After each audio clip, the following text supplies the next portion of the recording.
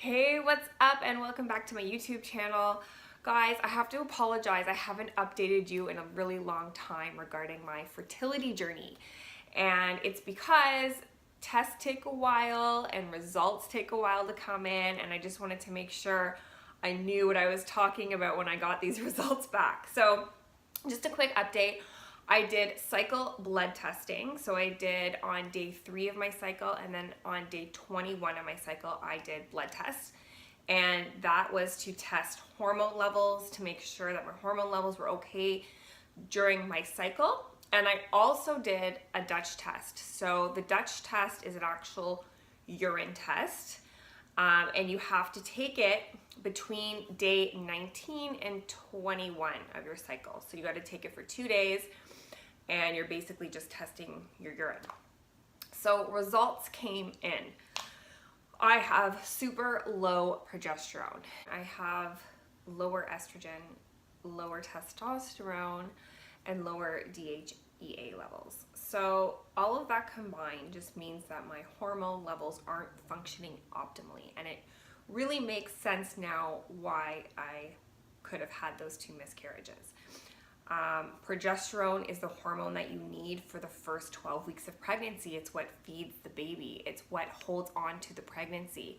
So looking back to both of my miscarriages and both pregnancies, I did have spotting, and that was a huge sign that I had low progesterone.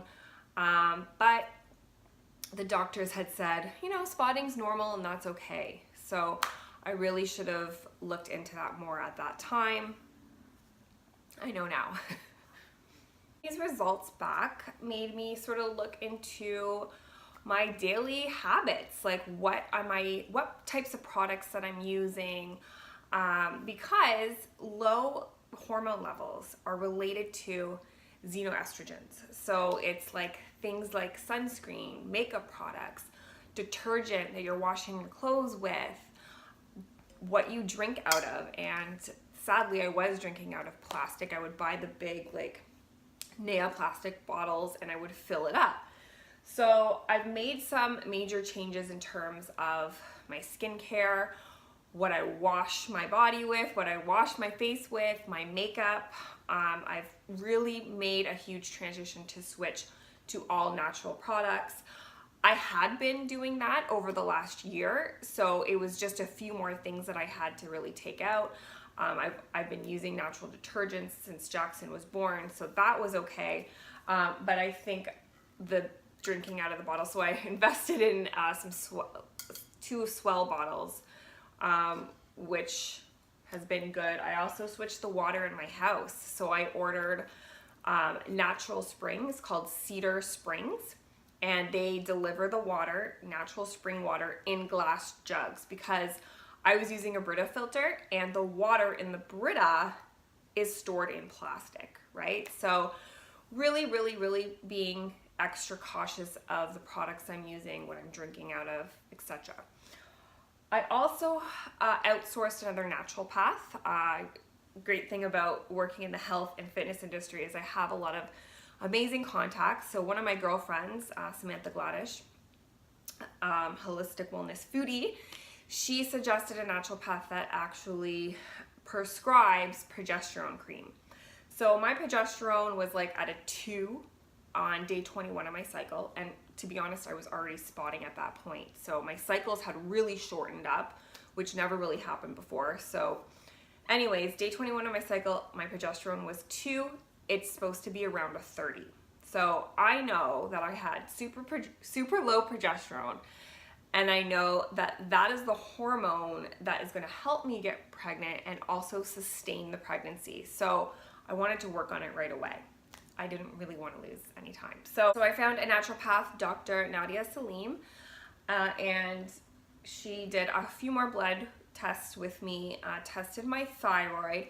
My free T3 and free T4 are actually on the lower end, still within range, but on the lower end. So my TSH that I had done before, my thyroid, I did that prior, came back perfectly fine. But you really have to dig deeper into your thyroid, because that number doesn't really matter. So T3, my free T3, free T4 was slightly lower. So she explained that it could be low on the lower end because my progesterone's low. So she prescribed me a progesterone cream.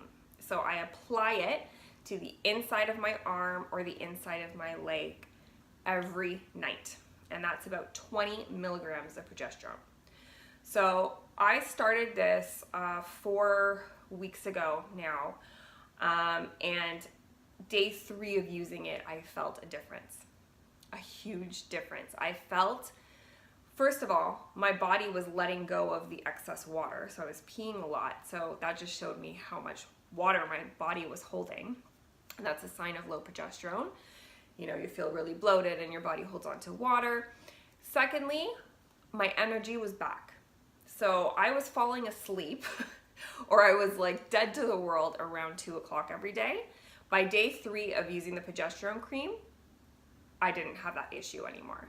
So I knew that it was already helping me. It's already helping me now. Way more energy. I feel a lot better. My moods have improved.